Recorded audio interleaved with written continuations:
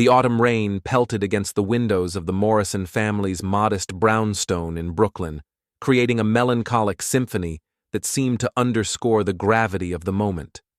Beatrice Morrison sat in the worn leather chair that had belonged to her father, her hands trembling as she held the yellowed document that would change her life forever. The paper felt heavy, impossibly heavy, as though it carried not just ink and words, but the weight of destinies and promises made long before she'd ever had a say in her own future. At 24 years old, Beatrice had imagined her life would be filled with books, stories, and perhaps eventually a quiet love that bloomed naturally like the flowers in Central Park each spring. She was a librarian at the Brooklyn Public Library, spending her days surrounded by the scent of old pages and the whispered dreams of countless authors. In the evenings, she wrote her own stories, crafting tales of adventure and romance that felt safe because they existed only on paper. She was a virgin in every sense of the word, untouched not just physically, but untouched by the harsh realities that life sometimes demanded. Until today. Her mother, Margaret Morrison, sat across from her, looking frailer than Beatrice had ever seen her. The cancer had ravaged her body over the past year, stealing her vitality, her color, her very essence. The medical bills had piled up like autumn leaves, suffocating their small family business, a beloved independent bookshop that had served the neighborhood for 3 generations. Her father, Thomas Morrison, had passed away 2 years prior from a sudden heart attack, leaving behind debts Beatrice hadn't known existed, and apparently this arrangement. The lawyer, a stern man named Herbert Gladstone who looked as though he'd stepped out of a Dickens novel, adjusted his wire-rimmed spectacles and cleared his throat. His voice was dry, clinical, completely at odds with the life-altering information he was delivering. He explained that Thomas Morrison had borrowed a substantial sum from Arthur Hawthorne 15 years ago to save the bookshop during a previous financial crisis. The loan had come with unusual terms that Thomas had agreed to in desperation, perhaps never believing they would come to fruition. If Thomas Morrison died before repaying the debt in full, and if Arthur Hawthorne remained unmarried by his 38th birthday, then Thomas's daughter would be offered as a bride to settle the obligation. It was archaic, almost medieval, the kind of arrangement that belonged in Gothic novels, not in modern-day New York City. Yet here it was, legally binding, with her father's signature at the bottom, and Arthur Hawthorne was invoking the clause. Beatrice felt as though the room was spinning. Her voice came out as barely a whisper when she finally spoke, asking why Arthur Hawthorne, a billionaire whose tech company had revolutionized cloud computing and artificial intelligence, would possibly need such an arrangement. Herbert explained with the emotional investment of someone reading a grocery list that Arthur had been married once before to a woman named Claire Duchamp, a celebrated painter. 5 years ago, Claire had died in a car accident, and Arthur had become a recluse, throwing himself into his work with an obsessive intensity that had multiplied his already considerable fortune but left him completely isolated from human connection. The business world was beginning to question his stability. Board members worried. Investors grew nervous. Arthur needed a wife for appearances, for stability, to demonstrate that he was capable of normal human relationships. He could have chosen anyone, courted some socialite or model, but instead he'd remembered the old agreement with Thomas Morrison. Perhaps it appealed to his need for control, or perhaps there was something else, some reason the lawyer didn't articulate. Margaret reached across the space between them and took her daughter's hand. Her grip was weak, but her desperation was strong. She explained through tears that they had no choice. The bookshop was days away from foreclosure. Her own medical treatments had drained every account, maxed out every credit card. They would lose their home, everything Thomas had worked for would be gone, and Margaret's treatments would have to stop. Without the treatments, the doctors had given her 6 months at most. Beatrice felt the trap closing around her, felt her dreams and autonomy being sacrificed on the altar of family obligation and financial ruin. But as she looked at her mother's hollow cheeks and trembling hands as she thought about her father's legacy crumbling to dust. She knew there was only one answer she could give. She would meet Arthur Hawthorne. She would consider his proposal. She would do what family required, even if it meant walking into a gilded cage. 3 days later, Beatrice stood in the marble lobby of Hawthorne Tower in Manhattan, craning her neck to see the top of the building that seemed to pierce the clouds themselves. Everything about the space screamed wealth and power, from the abstract sculptures that probably cost more than her childhood home, to the impeccably dressed employees who moved with the precision of a Swiss watch. She felt utterly out of place in her modest navy dress and cardigan, clutching her purse as though it were a life preserver in an ocean of opulence. A severe-looking woman with her hair pulled back so tightly it seemed to lift her eyebrows introduced herself as Ms. Chen, Arthur's personal assistant. She led Beatrice to a private elevator that required a key card and biometric scan, then up to the 68th floor, where Arthur's personal office occupied the entire level. The elevator doors opened directly into a space that was more penthouse than office, with floor-to-ceiling windows offering a view of Manhattan that made Beatrice's breath catch, despite her anxiety. And there, standing with his back to her, looking out at his kingdom of steel and glass, was Arthur Hawthorne. He was taller than she'd expected, probably 6'3", with broad shoulders encased in a charcoal suit that was clearly bespoke. His dark hair was slightly too long, brushing his collar, as though he couldn't be bothered with regular haircuts. When he turned to face her, Beatrice felt something in her chest constrict. He was devastatingly handsome in a harsh, angular way. High cheekbones, a strong jaw with a hint of stubble, a mouth that looked like it had forgotten how to smile. But it was his eyes that arrested her, pale blue like winter ice and just as cold. They swept over her with an assessment that felt almost clinical, taking in every detail of her appearance without revealing a single thought behind them. This was a man who had mastered the art of emotional lockdown, who had built walls so high that Beatrice wondered if there was anything left inside them. His voice, when he finally spoke, was deep and rough, as though rusty from disuse in personal conversations. He dismissed Ms. Chen with a slight nod, waiting until the elevator doors closed before addressing Beatrice directly. He didn't invite her to sit, didn't offer pleasantries or small talk. Instead, he launched immediately into what sounded like a business presentation, outlining the terms of their arrangement with the emotional investment of someone discussing a merger. Arthur made it brutally clear that he had no interest in a real marriage. He stated, with an almost clinical detachment that made Beatrice's cheeks burn, that he had not had a woman in 5 years, not since Claire died, and he had no intention of breaking that celibacy. Beatrice would have her own wing of his estate in the Hamptons, complete privacy, her own life. She would be required to attend certain business functions as his wife, to play the role convincingly in public, but behind closed doors, they would be strangers living under the same roof. In exchange, he would pay off every debt her family owed, establish a trust fund that would cover her mother's medical care for life, and provide Beatrice with a generous monthly allowance. After 5 years, if she wished to divorce, he would give her a settlement of $10 million and her freedom. If she chose to stay married, the allowance would continue indefinitely. It was transactional, cold, completely devoid of anything resembling romance or even basic human warmth. Beatrice listened to this recitation of terms feeling as though she were floating outside her own body, watching some other woman have her life negotiated like a corporate contract.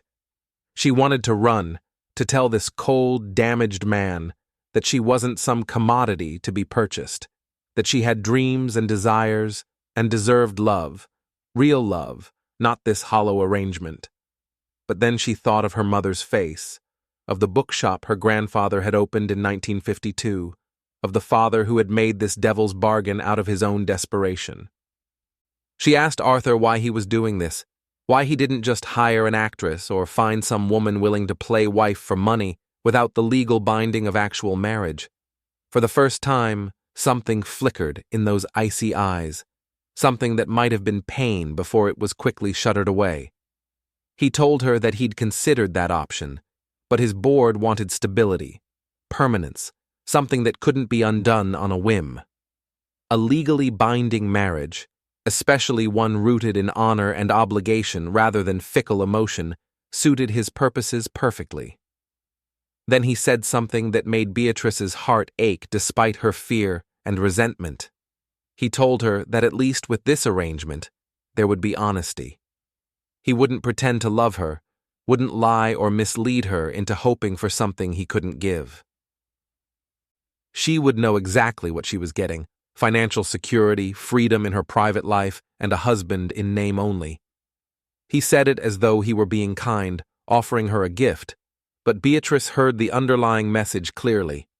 Arthur Hawthorne's heart had died with Claire, and nothing Beatrice could do would resurrect it. She agreed to the arrangement that day, signing papers that Herbert Gladstone had waiting in an adjacent conference room. The wedding was scheduled for 2 weeks later, giving Beatrice just enough time to process the surreal turn her life had taken. Those 2 weeks passed in a blur of medical appointments for her mother, meetings with lawyers, and sleepless nights where Beatrice stared at her ceiling and wondered what she had agreed to. The wedding itself was a cold, sterile affair that mocked everything Beatrice had ever imagined about her wedding day. It took place in a judge's chambers with only Herbert Gladstone, Ms. Chen, and one other lawyer as witnesses. There were no flowers, no music, no guests to witness her vows. Beatrice wore a simple cream-colored dress she'd purchased off the rack from a department store, while Arthur wore the same type of impeccable suit he probably wore to every business meeting. When the judge asked if they took each other as husband and wife, Arthur's "I do" was firm but emotionless, as though confirming a calendar appointment. Beatrice's voice shook when she gave her own affirmation, and she had to blink rapidly to keep tears from falling. This wasn't how it was supposed to be. She was supposed to marry for love, to feel butterflies and joy, to start a life with someone who looked at her like she was their whole world. Instead, she was marrying a stranger who looked at her like she was a necessary inconvenience. The kiss that sealed their marriage was brief, perfunctory, Arthur's lips barely grazing hers before he pulled away. There was no warmth in it, no promise, nothing but the fulfillment of a legal requirement. Beatrice felt something inside her crack, some girlish dream of romance shattering like dropped crystal. She was married now, Mrs. Beatrice Hawthorne, and yet she had never felt more alone. They drove separately to Arthur's estate, a sprawling property in the Hamptons that sat on 15 acres of oceanfront land. The main house was a modernist masterpiece of glass and steel that probably graced the covers of architectural magazines, beautiful in an austere, unwelcoming way. Arthur gave her a cursory tour, his manner that of a real estate agent showing a property, pointing out the kitchen, the library, the gym, the pool, everything stated with polite distance. Then he led her to what he called the East Wing, a self-contained suite of rooms that included a bedroom, sitting room, bathroom, and private balcony overlooking the ocean. He explained that this would be her private space, that he would never enter without permission, that she was free to decorate it however she wished. His own rooms were in the West Wing, he told her, and there was a housekeeper named Mrs. Yates who managed the property and staff. If Beatrice needed anything, she should inform Mrs. Yates. That first night, Beatrice sat on the enormous bed in her new room, still wearing her wedding dress, and let herself cry for the first time since her father's funeral. She cried for her lost dreams, for the romance novels she'd loved that had promised her something beautiful, for the loneliness that echoed through this massive house despite its luxury. She cried until she had no tears left, then changed into her nightgown and lay in the darkness, listening to the distant sound of waves crashing against the shore.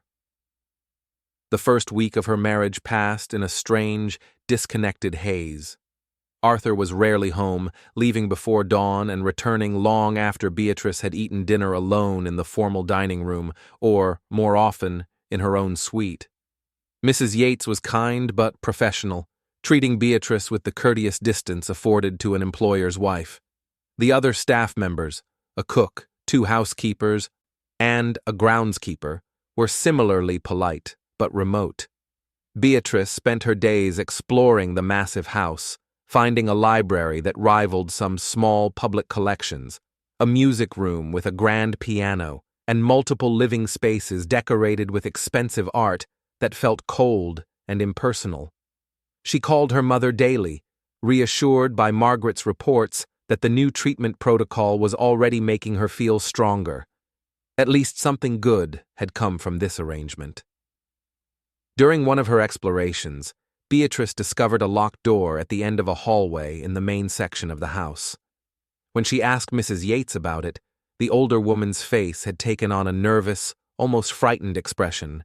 She explained in hushed tones that it was Mrs. Clare's art studio, that Mr. Hawthorne had locked it after her death and forbidden anyone from entering. She strongly suggested that Beatrice not mention it to Arthur, that the subject of Clare was one that sent him into dark moods that could last for days. The revelation fascinated and disturbed Beatrice in equal measure.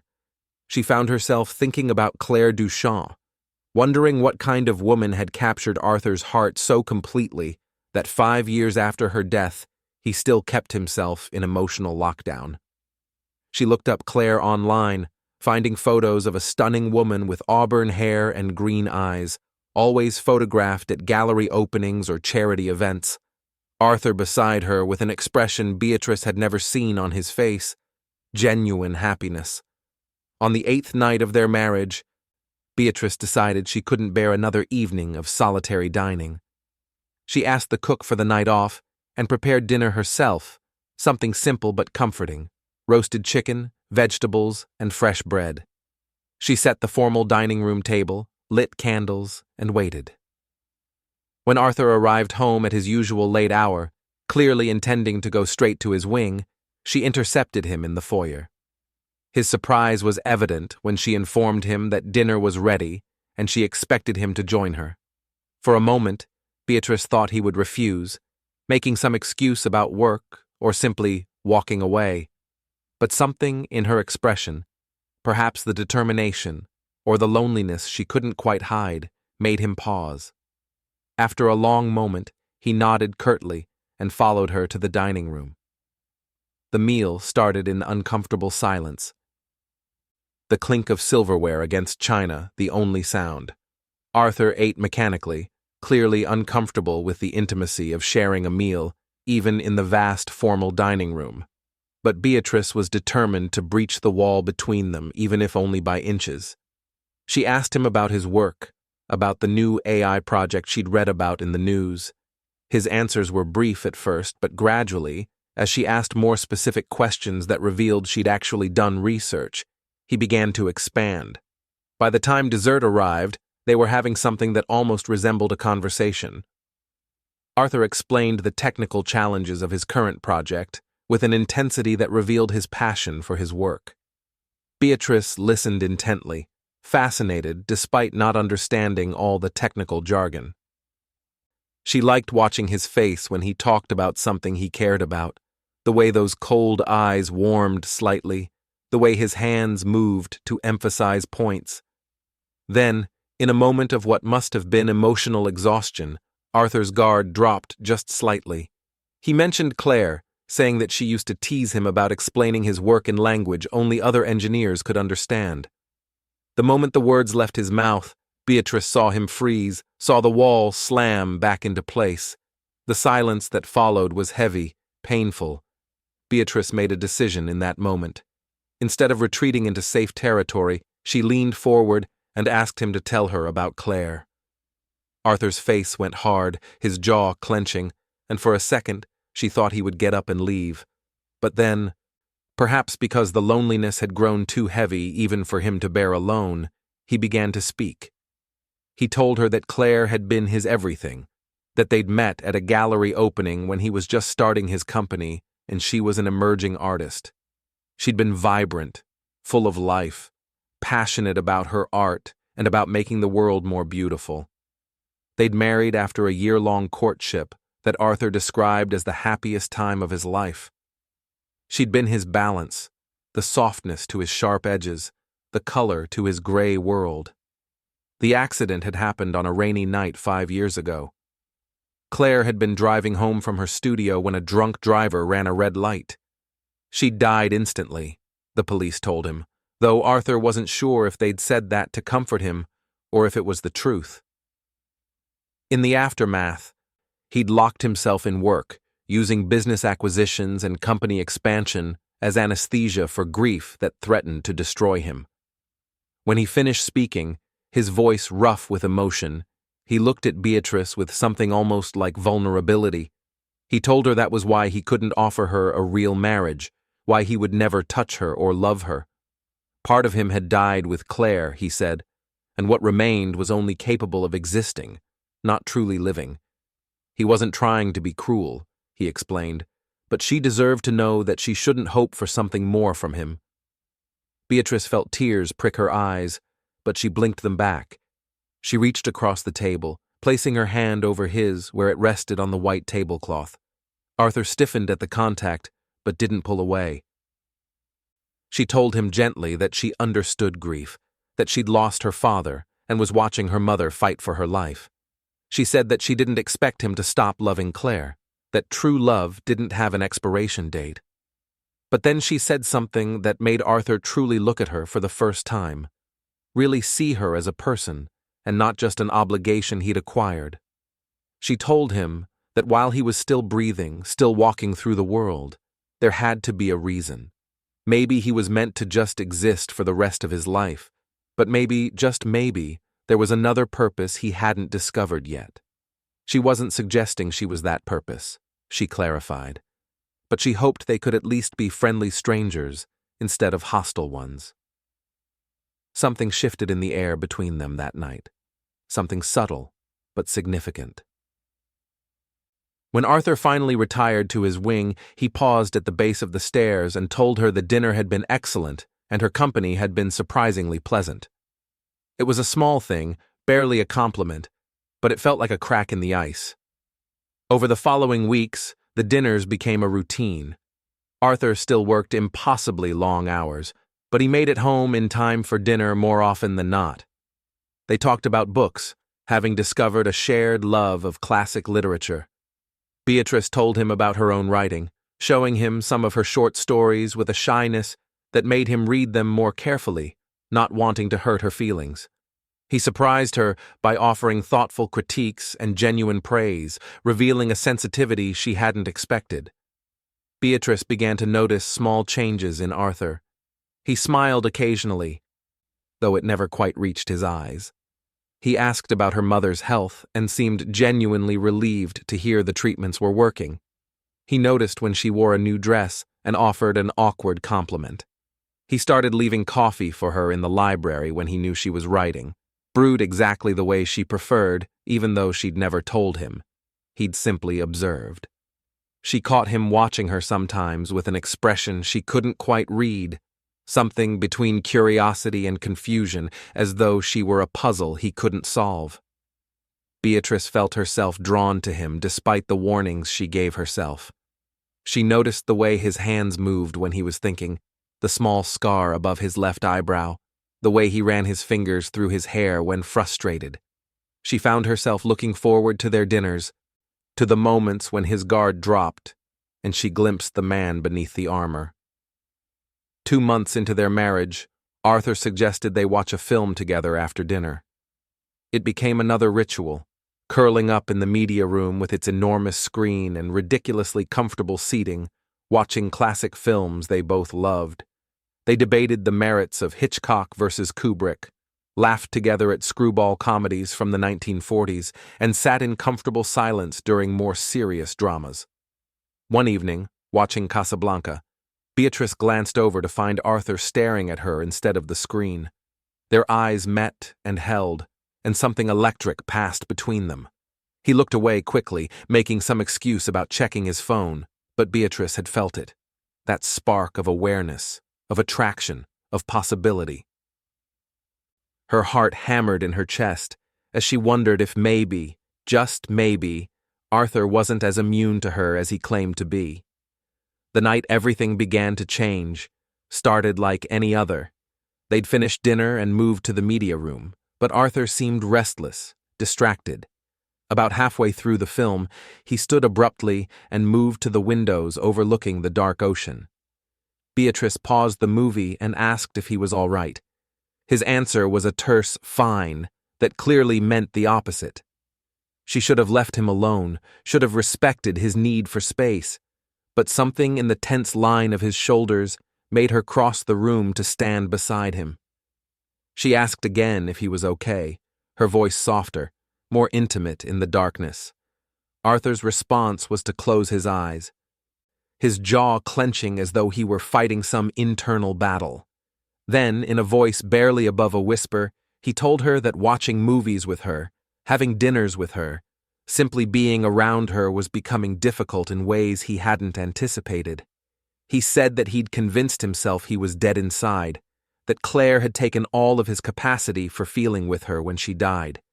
But Beatrice was making him feel things he'd thought himself incapable of: warmth, interest, desire.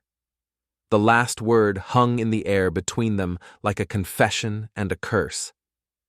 Beatrice's breath caught as Arthur finally turned to face her, and what she saw in his eyes made her pulse race.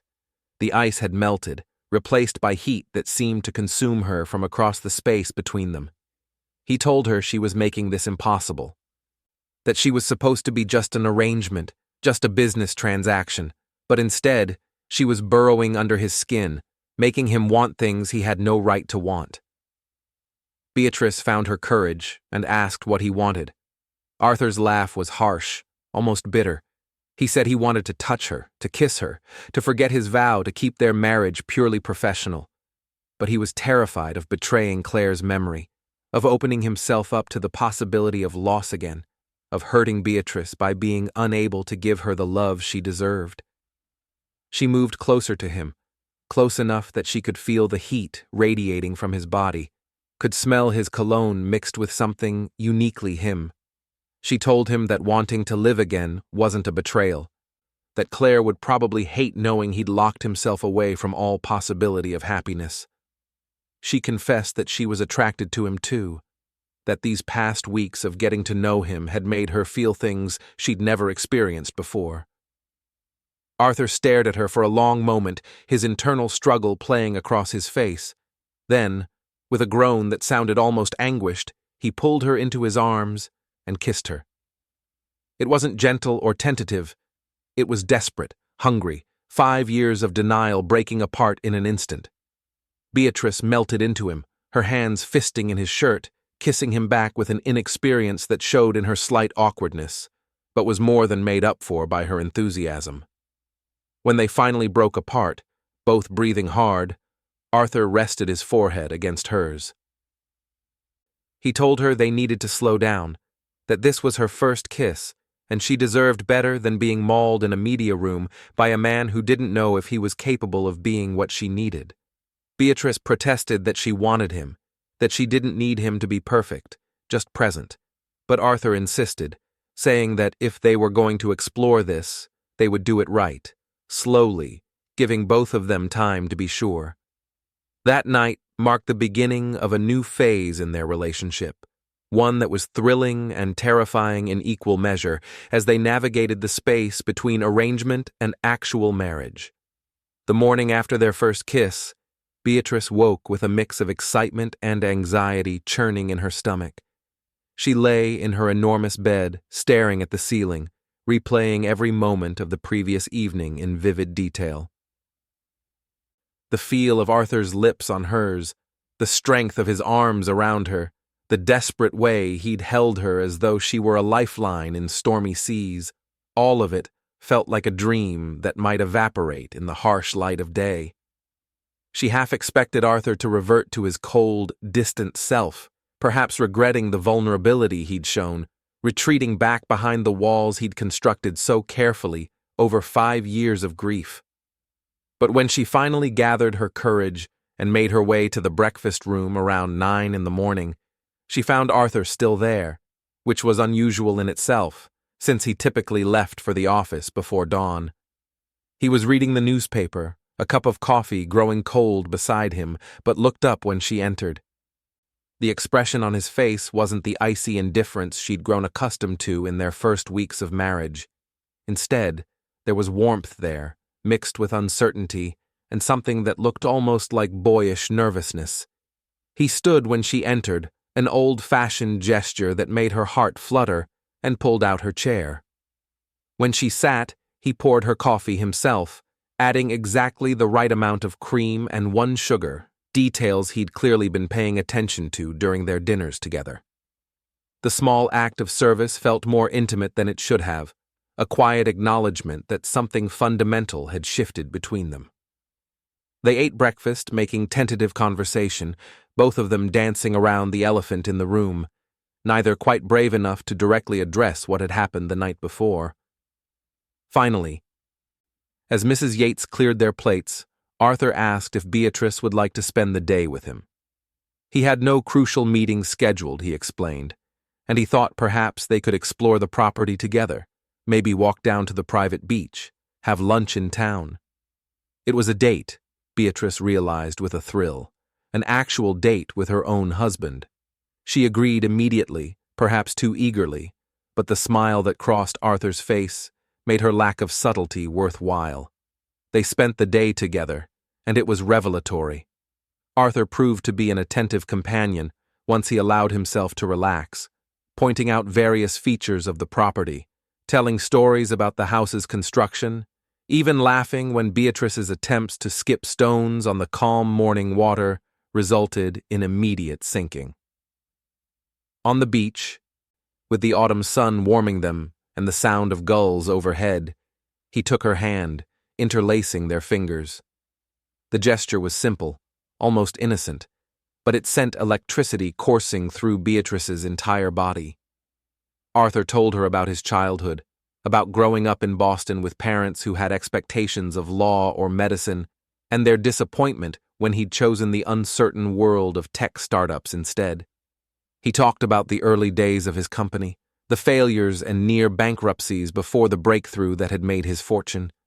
He spoke about Claire, too, more freely than before, sharing happy memories instead of just loss. Beatrice listened, treasuring each piece of himself he revealed, understanding that this openness was a gift he didn't give easily. In turn, Beatrice shared her own stories, growing up above the bookshop, her childhood spent among stacks of novels, her dreams of becoming a writer, her complicated relationship with her father who loved her but had been emotionally distant in ways that made her crave validation. She told Arthur about her mother's diagnosis, about the guilt she felt for being relieved that the arrangement with Arthur meant her mother would survive. She confessed fears and insecurities she'd never voiced to anyone, somehow trusting this man who'd been a stranger just months ago. They had lunch at a small cafe in town, sitting at a corner table where locals occasionally glanced at them with curiosity. Arthur Hawthorne was famous enough that his presence anywhere drew attention, and now there was speculation about his mysterious wife. He seemed oblivious to the stares, his attention focused entirely on Beatrice, asking her questions about her writing, genuinely interested in her creative process.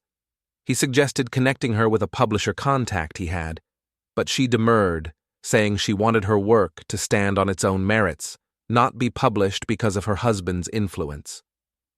Arthur's respect for her integrity was visible in his expression, and he simply nodded, not pushing. That respect, that acceptance of her wishes without argument or patronization, meant more to Beatrice than he probably realized. He treated her as an equal, as someone whose opinions and choices mattered, not as a possession or obligation. It was intoxicating, this feeling of being truly seen and valued. As they walked back to the car, Arthur's phone buzzed insistently. He glanced at it, his expression darkening, and Beatrice saw the headline on the screen, speculation about his marriage, questions about whether it was real or just for show, reporters digging into Beatrice's background. Arthur's jaw clenched, and he muttered something about his PR team needing to handle the situation. but Beatrice placed her hand on his arm, telling him it didn't matter what strangers thought. She knew the truth of what was developing between them, and that was enough. Her words seemed to settle something in him. Arthur looked at her with such intensity that Beatrice felt her knees weaken. He told her that she was remarkable, that he didn't understand how someone so young had such wisdom, such grace under pressure. Then, right there on the main street of the Hamptons, with people walking past them, he kissed her again. This kiss was different from the desperate one the night before. It was slower, deeper, a promise and a claiming all at once. The days that followed established a new normal for them. Arthur still worked, but he made time for Beatrice in ways he hadn't before. He came home for lunch several times a week. He moved his evening work to the library so they could be in the same room, him at the desk handling business while she curled up in an armchair with her laptop, working on her novel. They continued their dinner routine, but now the conversation flowed more easily, punctuated by lingering glances and subtle touches that built tension between them. Arthur began courting her properly, as though they were dating rather than already married. He sent flowers to her room, not ostentatious arrangements, but thoughtful bouquets of her favorite peonies. He left books he thought she'd enjoy on her nightstand, with notes tucked inside. He planned surprises, like the evening he had the cook prepare a French meal and transform the dining room to recreate their first date in Paris, even though they'd never been to Paris together. He'd researched her favorite movie scenes and built the evening around them. Each gesture chipped away at Beatrice's defenses, made her fall harder for this complicated, wounded man who was slowly allowing himself to live again. But it was the physical side of their evolving relationship that left her most breathless and confused. Arthur was deliberately taking things slowly, his control evident in every interaction. He kissed her often now, but always pulled back before things progressed too far, always leaving her wanting more. One evening, about 6 weeks after their first kiss, they were in the library together. Beatrice was ostensibly reading, but in reality, she was watching Arthur work, admiring the way his brow furrowed when he concentrated, the way he absently loosened his tie when he was thinking through a problem. When he finally looked up and caught her staring, the heat in his gaze made her flush. He pushed back from the desk and held out his hand to her. She went to him without hesitation, letting him pull her onto his lap. The position was intimate, leaving no space between their bodies, and Beatrice could feel his heart racing beneath her palm where it rested on his chest. Arthur tucked a strand of hair behind her ear, his fingers lingering on her neck, thumb tracing her jaw. He told her she was driving him crazy, that watching her in his space, wearing his ring, was testing every ounce of his self-control. Beatrice admitted she didn't understand why he was holding back, that she wanted him, wanted to be his wife in every way.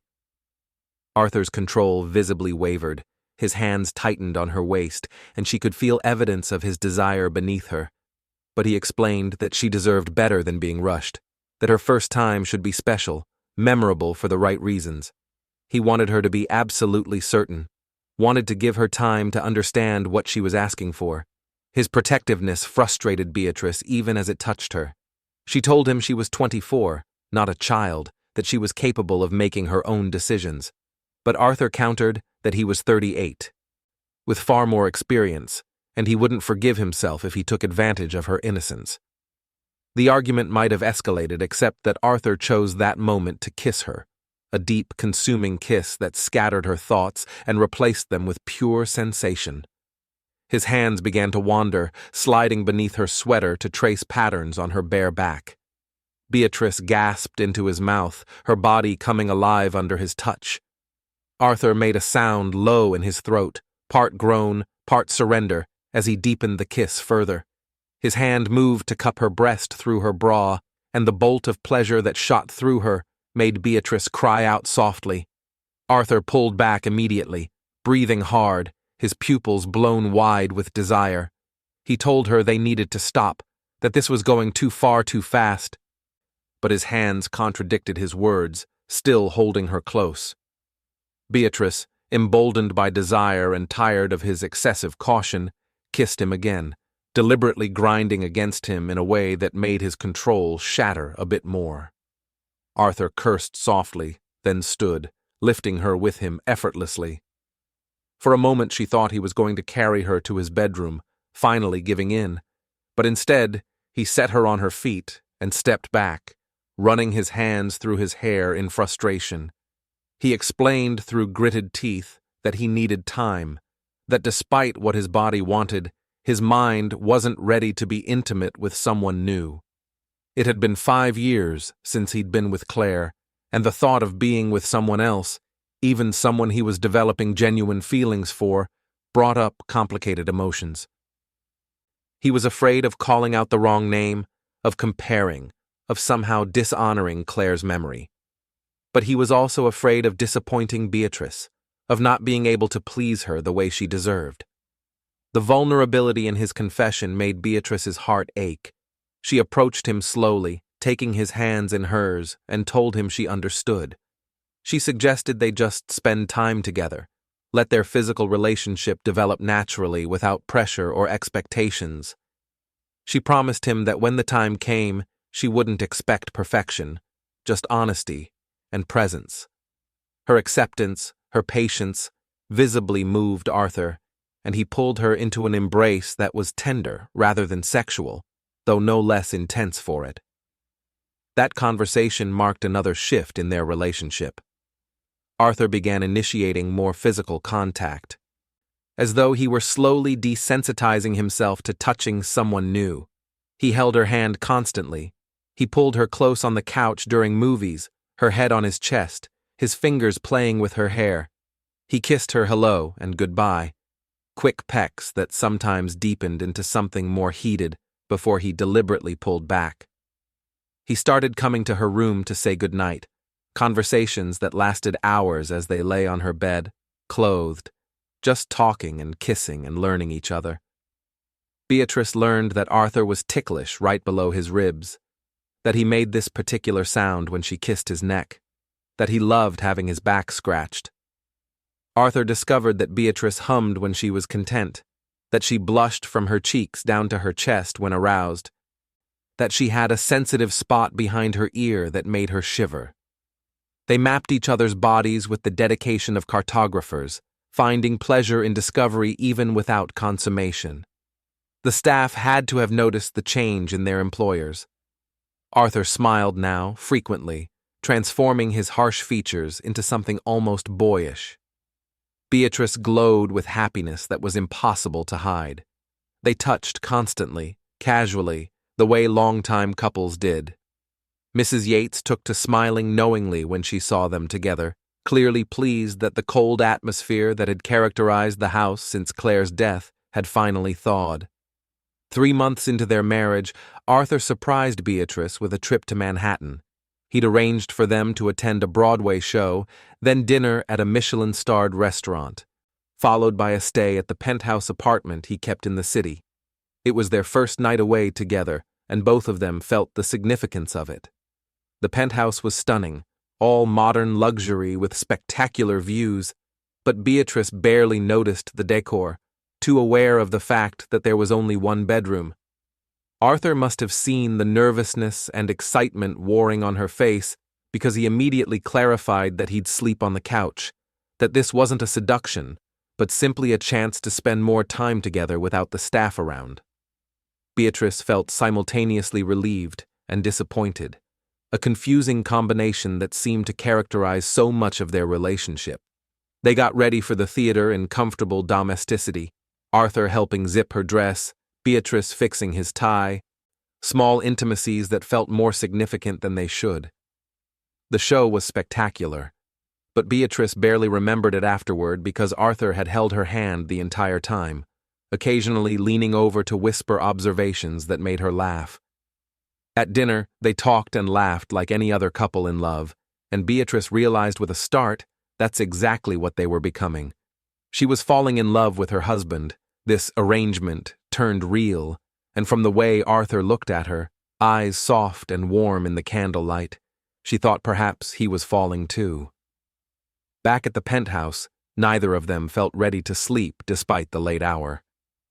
They stood by the floor-to-ceiling windows, looking out at the glittering city, Arthur behind Beatrice with his arms wrapped around her waist, her back against his chest. The position felt protective, intimate. Right. They stood like that for a long time, not talking, just being together. Then Arthur broke the silence by telling her he'd arranged for her mother to come to the estate the following week, that he'd thought Beatrice would want to spend more time with her. The thoughtfulness of the gesture made tears spring to Beatrice's eyes. She turned in his arms to face him, telling him that he was the kindest man she'd ever known despite his protestations otherwise. Arthur's expression was vulnerable as he told her that she made him want to be better, to deserve the way she looked at him. Then he kissed her, and this kiss was different from all the others.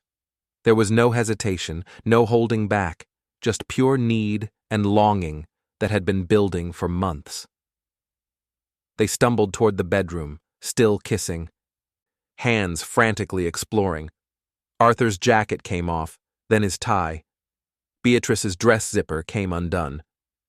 They made it to the bed, falling onto it in a tangle of limbs and desire. Arthur settled his weight over her, and Beatrice gasped at the feeling of his body pressing her into the mattress.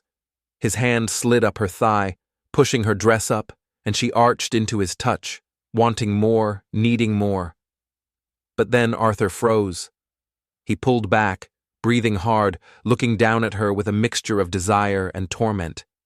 He told her he couldn't, not yet, that despite wanting her so badly he ached with it, he wasn't ready. The ghosts in his head were too loud, the guilt too present. He apologized, clearly hating himself for stopping, probably expecting her to be angry or hurt. Instead, Beatrice pulled him down to lie beside her, holding him as his breathing gradually slowed. She told him she could wait, that some things were worth waiting for, that she'd rather have him fully present when they finally made love than have his body while his mind was somewhere else. Her words, her acceptance, her unwavering support made Arthur hold her tighter. He confessed that he was afraid, that it had been so long since he'd been intimate with anyone, so long since he'd allowed himself to be vulnerable. He was afraid of disappointing her, of not being able to satisfy someone so much younger, of his body betraying him after years of celibacy. Beatrice kissed him gently and told him that when the time came, they'd figure it out together. She was nervous too, she admitted, since she had no experience at all. Maybe they could be nervous together, learn together. Her honesty and vulnerability seemed to ease something in Arthur. They lay together the rest of the night, fully clothed despite the passion of earlier, talking about everything and nothing, sharing secrets and dreams until they finally fell asleep wrapped in each other's arms. When Beatrice woke the next morning, Arthur was already up, standing by the windows in sweatpants and a t-shirt, looking more relaxed than she'd ever seen him. He turned when he heard her stir and smiled, a real smile that reached his eyes and transformed his entire face. He told her he'd ordered breakfast and suggested they spend the day exploring the city together.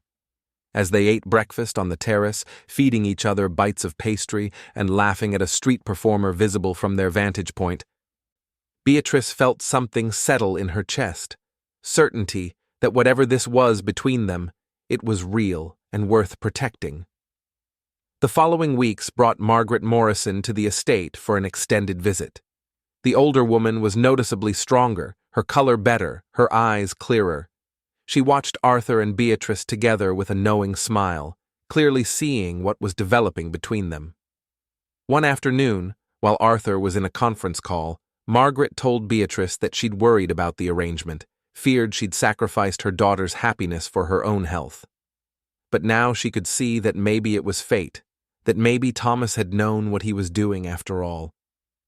Arthur treated Margaret with genuine warmth and respect, making sure she was comfortable, arranging for a doctor to check on her regularly, even sitting with her to discuss books when Beatrice was busy with her writing. Watching him care for her mother made Beatrice's feelings deepen further.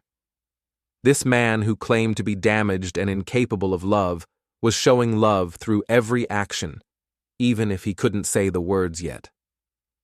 The evening of Margaret's last night at the estate, after she'd gone to bed, Arthur asked Beatrice to come outside with him. He led her down to the beach, where he'd set up a fire pit, blankets, and wine. They sat together, his arm around her shoulders, watching the flames dance and listening to the waves. The moment felt significant, heavy with unspoken words. Finally, Arthur began to speak, his voice low and rough with emotion. He told her that he'd been doing a lot of thinking, a lot of soul-searching over the past months.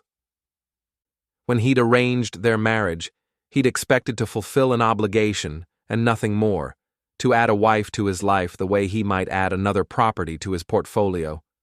But Beatrice had become so much more than he'd ever anticipated.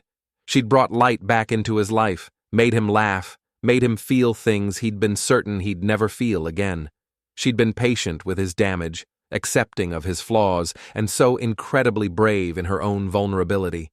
He told her he was falling in love with her, that maybe he already had fallen, and it terrified him because loving someone meant risking the kind of loss that had nearly destroyed him once before. But the thought of not loving her, of not taking this chance, seemed even worse. He wanted to try, really try, to make their marriage real in every sense. He wanted to let go of the guilt that kept him chained to the past and build a future with her. Beatrice's tears reflected the firelight as she told him she loved him too, that she'd been falling for him since those early dinners when he'd first started to let her see the man beneath the armor. She told him she knew he would always love Claire, and she didn't want him to stop, but she hoped there was room in his heart for her as well. Arthur pulled her into his lap, holding her so tightly she could barely breathe, and told her that his heart had grown larger because of her, that there was absolutely room for both, love for what he'd lost, and love for what he'd found. They kissed by the firelight, and this time when the passion built, Arthur didn't pull away. His hands roamed her body with new freedom, touching her through her clothes in ways that made her gasp and arch into him. He told her between kisses that he was ready, that he wanted her, that tonight could be the night if she wanted it too. Beatrice's yes was breathless, eager, certain. Arthur stood, pulling her up with him, and they made their way back to the house, to his bedroom this time, ready to finally consummate the love that had grown between them. Arthur's bedroom was a revelation, so different from the cold, modern aesthetic that characterized most of the house. Here, the space felt warm, intimate, with soft lighting and comfortable furnishings that suggested this was the one place in the mansion where he truly let himself relax. The bed was enormous, covered in luxurious linens that looked cloud-soft. But what caught Beatrice's attention was the care Arthur had taken. There were candles lit throughout the room, rose petals scattered across the bed, soft music playing from hidden speakers. He'd planned this, she realized, hoped for this, perhaps all day. Arthur stood behind her, his hands on her shoulders, clearly nervous despite his greater experience. He told her that they could stop at any time, that there was no pressure, that her comfort and pleasure were all that mattered to him.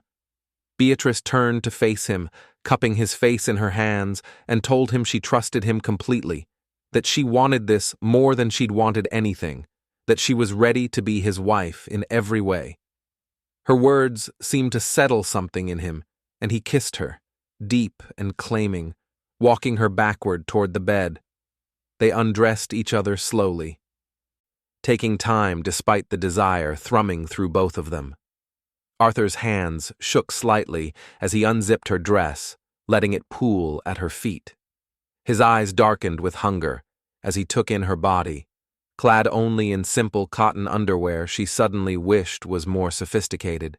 But the way he looked at her, like she was the most beautiful thing he'd ever seen, made her feel sexy despite her insecurities. He told her she was perfect, absolutely perfect, his voice rough with sincerity. Beatrice's hands were less steady as she unbuttoned his shirt, pushing it off his shoulders to reveal a chest more muscled than she'd expected. He clearly worked out regularly, his body strong and capable despite his age. She traced the lines of his muscles, fascinated by the differences between them. By the coarse hair on his chest that felt foreign and masculine under her fingertips. When she reached for his belt, Arthur caught her hands, kissing each one before helping her with the buckle, his pants joining their other clothes on the floor. They stood there in only their underwear, just looking at each other, the moment stretching with anticipation and nerves. Arthur led her to the bed, laying her down gently before joining her. His weight beside her felt right, safe, exciting all at once. He kissed her again, long and slow, while his hands began a careful exploration of her body. He touched her everywhere except where she most wanted to be touched, building her desire until she was writhing beneath him, whimpering his name. When he finally unhooked her bra, pulling it away to expose her breasts. The way he looked at her made Beatrice feel powerful despite her inexperience. Arthur lowered his head, taking one nipple into his mouth, and the sensation was so intense that Beatrice cried out, her back arching off the bed. He lavished attention on her breasts, using his mouth and hands to drive her crazy while whispering words of praise and desire against her skin. He told her she was beautiful, that he wanted her so much, that he was going to make her feel incredible. His hand slid down her stomach, fingers tracing the edge of her panties, asking without words for permission. Beatrice nodded frantically, beyond words, just wanting his touch. When he finally slid his hand beneath the fabric, cupping her intimately, she gasped at the sensation. He was gentle, exploratory, clearly paying attention to her reactions to know what felt good. When he found that bundle of nerves that made her whole body jolt, he smiled against her neck and focused his attention there. Arthur told her to let go, to not hold back, that he wanted to watch her come apart for him. The command in his voice, so different from his usual gentle tone, sent Beatrice spiraling. The pleasure built and built until it crested in waves that made her cry out his name, her body trembling and shaking with sensations she'd never experienced.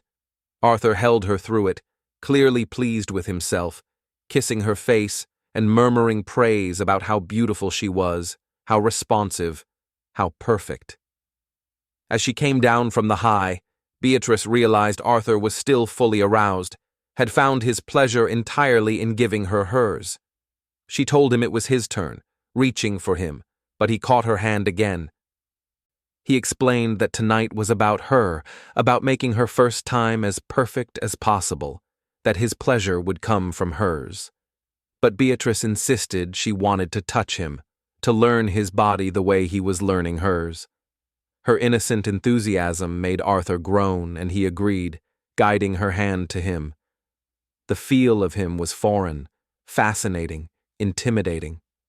Arthur talked her through it, telling her what felt good, showing her the rhythm and pressure he liked. His breathing grew ragged, his control visibly slipping, and Beatrice felt powerful knowing she was doing this to him, reducing this controlled, careful man to desperation. But before things could progress too far, Arthur stopped her, telling her that if she kept that up, this would be over embarrassingly quickly, and he had plans for making her first time memorable. He reached for the nightstand, producing a condom, and Beatrice's nerves returned in full force. This was it, the moment that would change everything. Arthur must have sensed her tension because he slowed down, kissing her softly, telling her again that they could stop, that there was no rush. But Beatrice told him she wanted this, wanted him, needed to be fully his. Her certainty seemed to be all the permission he needed. Arthur positioned himself over her, supporting his weight on his forearms, careful not to crush her. He kissed her deeply as he positioned himself, then began to push forward slowly, giving her time to adjust. Beatrice felt the stretch, the initial discomfort of her body accommodating his. She tensed involuntarily, and Arthur stopped immediately, his face concerned. He asked if she was okay, if she wanted to stop. His self-control visible in every tense muscle. She told him to keep going, that she trusted him, and Arthur continued, inch by careful inch. When he was fully seated inside her, they both stilled, just breathing, adjusting to the sensation of being joined. Arthur was trembling with the effort of holding still, clearly wanting to move but waiting for her. Beatrice felt overwhelmed by the intimacy of it, the fullness, the rightness of being this close to another person. She told him she was okay, that he could move, and Arthur began a slow, careful rhythm, watching her face for any sign of discomfort. The initial discomfort faded, replaced gradually by pleasure as her body adjusted. Arthur seemed to know exactly how to move, how to angle his body to create friction in places that made her gasp. He told her she felt incredible, that she was so tight and perfect that he'd never felt anything better. His words, combined with the physical sensations, built Beatrice's pleasure again.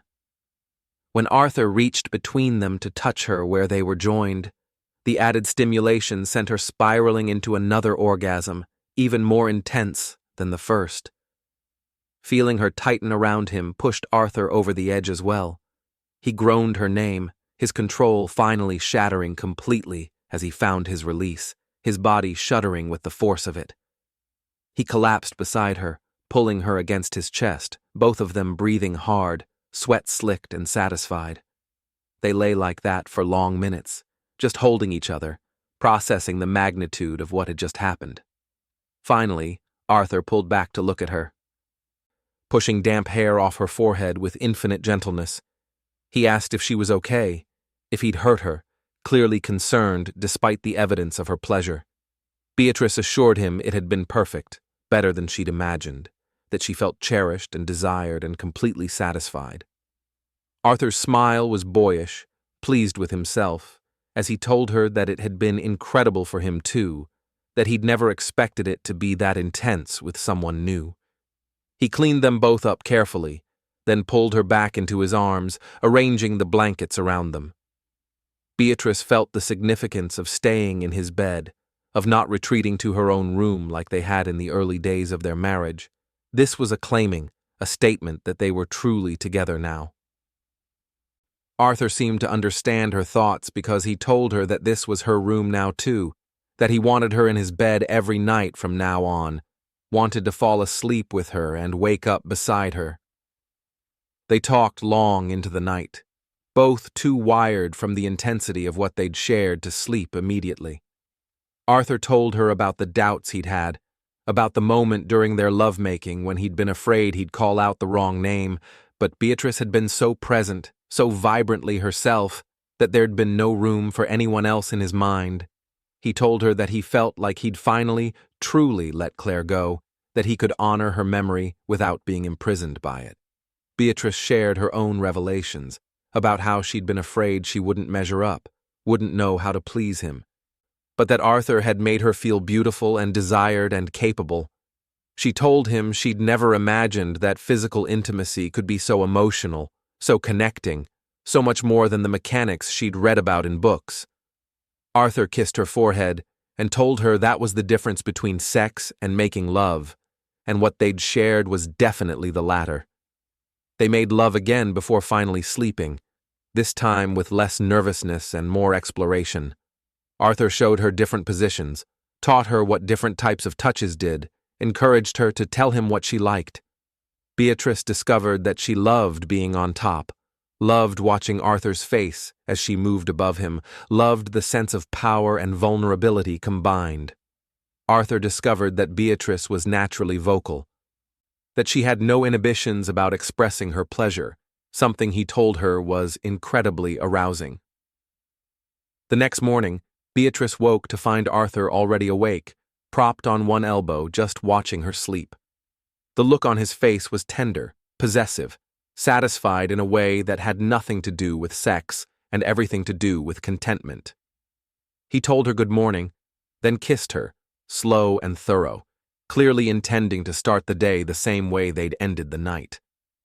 Beatrice melted into him, marveling at how natural this felt, how right, how she'd gone from virgin to thoroughly satisfied wife in the span of a night. After they'd made love again, they showered together, which led to more intimacy as they learned to navigate the logistics of sex in a different location. Arthur was patient, playful even, a side of himself Beatrice had rarely seen. He washed her hair, kissed her shoulders, told her terrible jokes that made her laugh until water went up her nose. By the time they finally made it to breakfast, it was nearly noon, and Mrs. Yates took one look at them and smiled knowingly, making no comment about the late start to their day. The following weeks established new routines in their marriage. Beatrice moved her clothes to Arthur's room, though she kept her original suite as a writing space. They slept tangled together every night, often making love before sleep, sometimes waking in the middle of the night to reach for each other again. Arthur was insatiable in the best way, making up for 5 years of celibacy by keeping Beatrice in a constant state of satisfied exhaustion. But it wasn't just about the physical connection, though that was spectacular. They grew closer emotionally as well, sharing things they'd never told anyone. Arthur opened up about the guilt he'd carried after Claire's death, about the counseling he'd sought and abandoned, about the nightmares that had finally started to fade. Beatrice shared her own insecurities about her writing, her fears that she'd never be good enough, her complicated feelings about being financially dependent on Arthur despite knowing it was part of their arrangement. Arthur surprised her one evening by leading her to the locked room, Claire's former studio.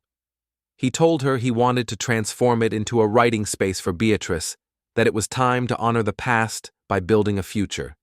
Together, they sorted through Claire's art supplies, carefully packing away the paintings Arthur wanted to keep, donating the rest to an arts program for underprivileged children that Claire had supported.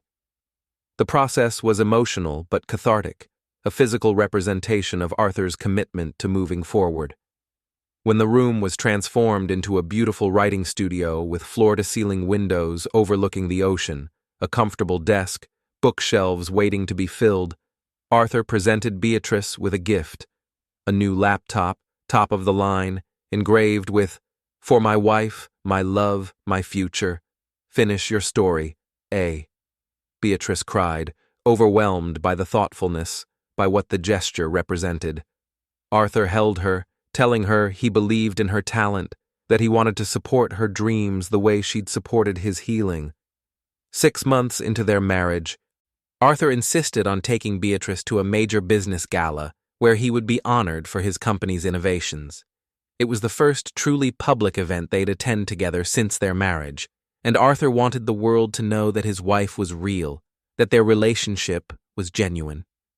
Beatrice was nervous about the publicity, about being thrust into Arthur's world of wealth and power, but he assured her she would be perfect.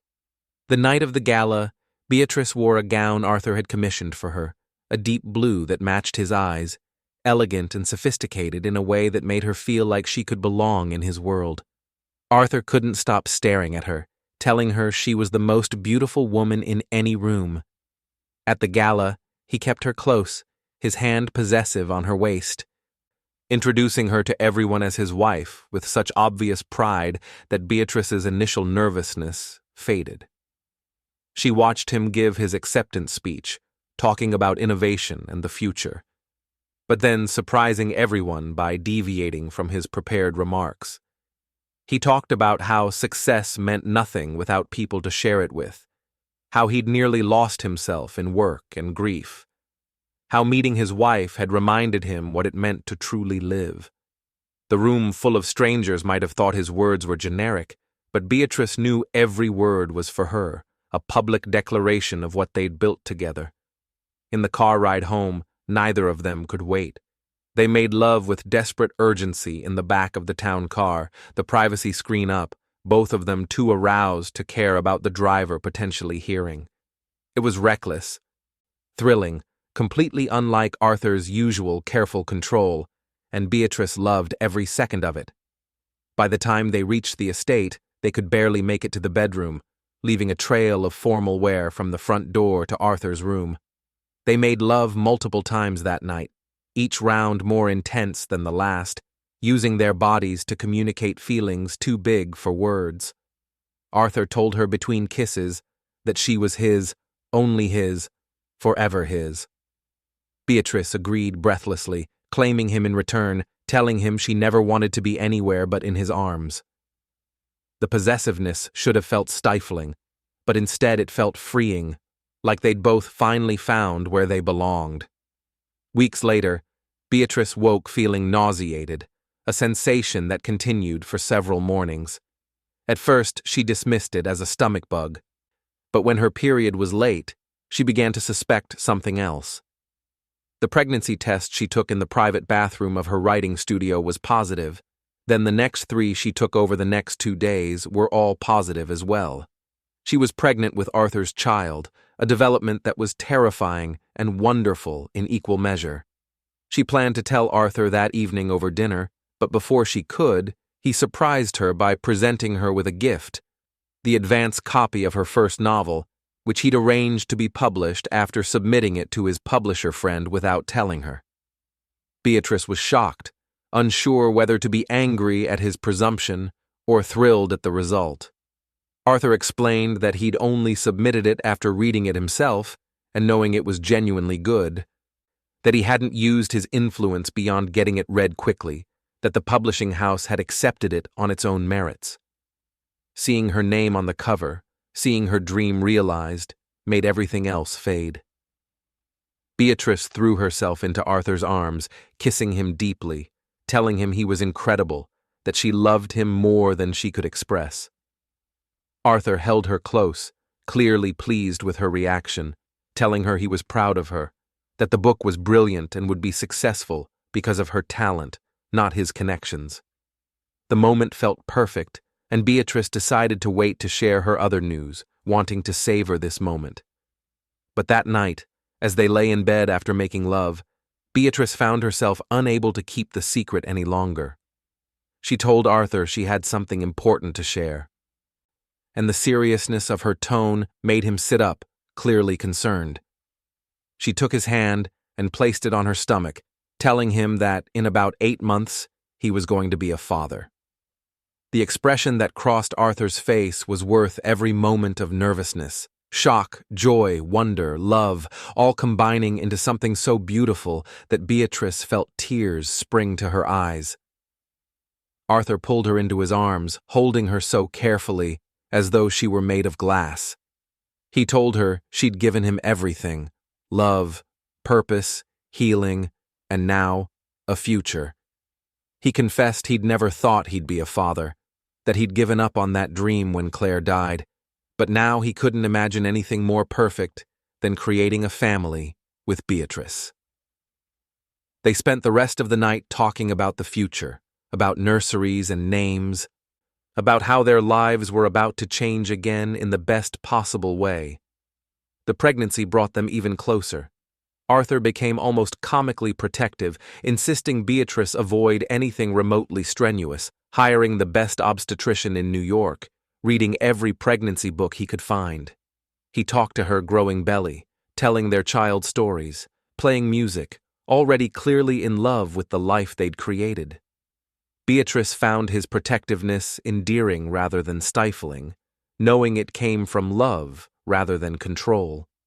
Her mother was overjoyed at the news, her health continuing to improve to the point where her doctors were using words like remission and miracle. Margaret told Beatrice that Thomas would have been so proud that somehow this arrangement he'd made had turned into something beautiful, that sometimes the universe had plans that worked out better than anyone could have orchestrated. Beatrice agreed, marveling at how far she'd come from that scared young woman agreeing to marry a stranger to save her family.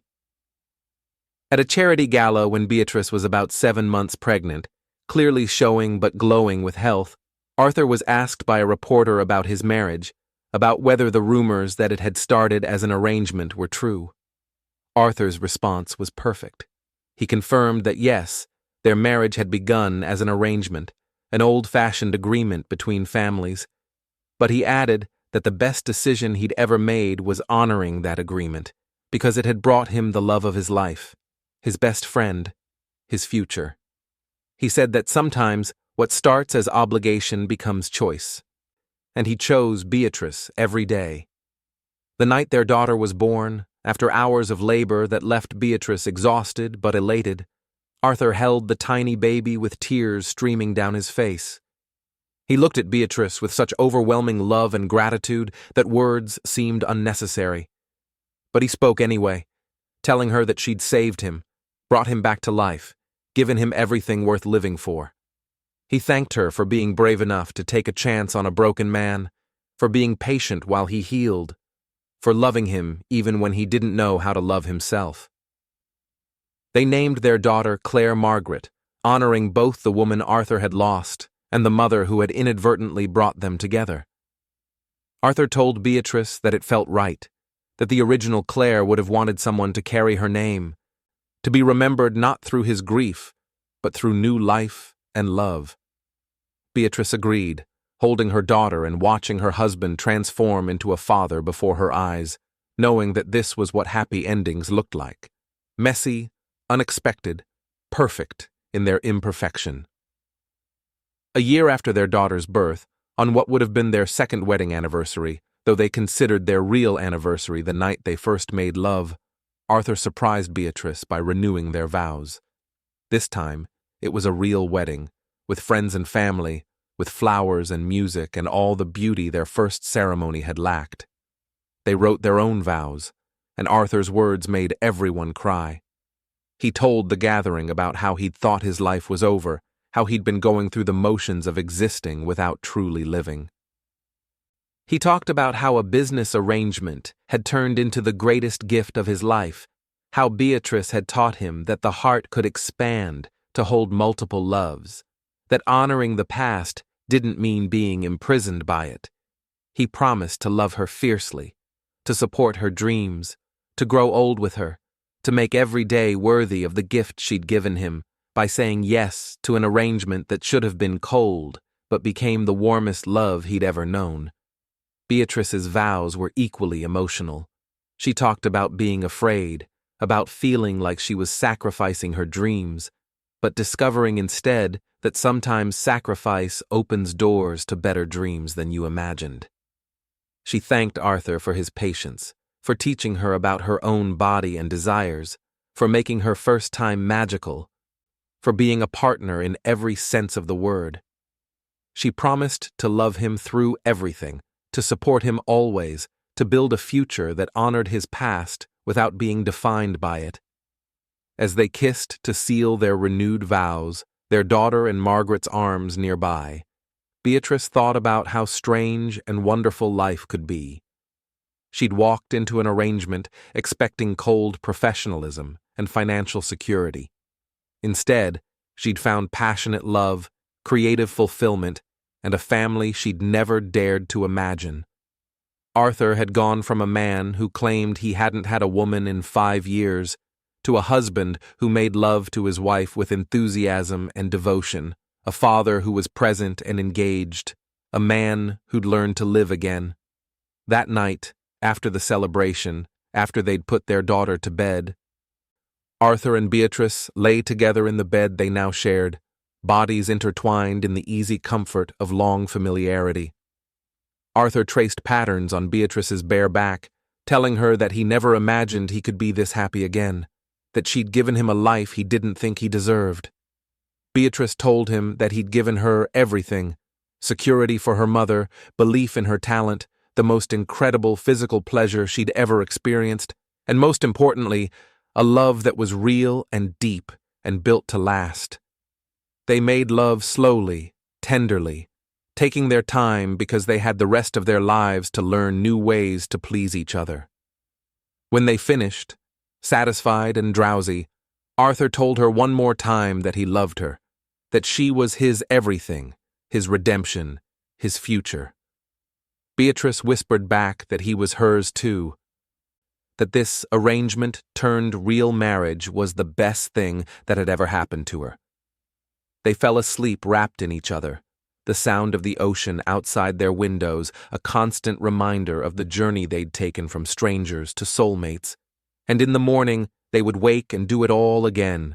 Love each other, raise their daughter, build their life together, one day at a time, one kiss at a time, one moment of connection at a time. The billionaire who hadn't had a woman in 5 years had found his way back to living, and the virgin young wife had discovered passion and purpose beyond her wildest dreams. Together, they'd created something neither had expected, but both would treasure forever. A love story that started with an arrangement, but became an undeniable, unshakable, eternal choice. Thank you for reading Arthur and Beatrice's journey from arrangement to true love. If this story touched your heart, please share this story with friends who love emotional romance. Comment below with your favorite moment from their journey. Subscribe for more captivating romance stories. Turn on notifications so you never miss a new story, like if you believe in second chances at love. What should I write next? Let me know in the comments. A forbidden office romance? A fake marriage that becomes real? A reunion of first loves after years apart? Your support means everything. Drop a comment telling me what kind of romance you want to read next, and I'll make it happen. Let's keep the love stories coming. Stories.